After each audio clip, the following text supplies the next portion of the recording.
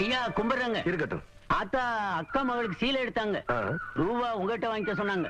ஓஹோ, என்றாது 2-3 சேலை எடுத்திருக்கு. எத்தனை? 200 ரூபாங்க. இந்த வாரேனுங்க. நல்லது. ஐயா வணக்கங்க.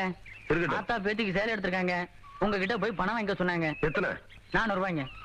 என்றது நிச்சயார்த்தம் முடிஞ்சு கல்யாணமே நடந்துரும் போல இருக்கு. ஆத்தா அவளை சேலை எடுத்துக்கிட்டு இருக்கு. இந்த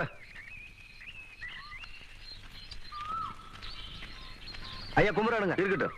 ஆத்தா சீல் எடுத்துச்சா? ஆமாங்க. பணத்தை எங்கிட்ட வாங்கிக்க சொல்லிச்சா? ஆமாங்க. எத்தனை? 300 ரூபாய்ங்க. இந்தாங்க. நல்லதுங்க.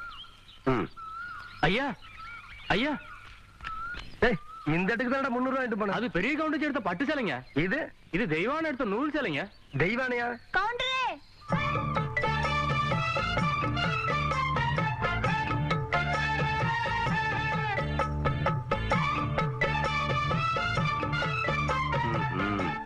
என்ன அப்படி பாக்குறீங்க?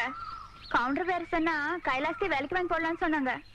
அது நெசமா இல்லையான்னு பாக்குறதுக்கு தான் இந்த சேலை எடுத்தேன். கண்ட பொண்ணுக்கு சேலை எடுத்துக்காளுங்க. காசு கொடுக்க இந்த கவுண்டர் தான் கிடைச்சானா? போடடே போ. கவுண்டரே, திரௌபதிக்கு கிருஷ்ணர் சேலை கொடுத்த மாதிரி அவ்வளவு நீட்டி எடுத்துட்டேன். ஏதோ 8 முழத்து ஒரு சேலை எடுத்துட்டேன்.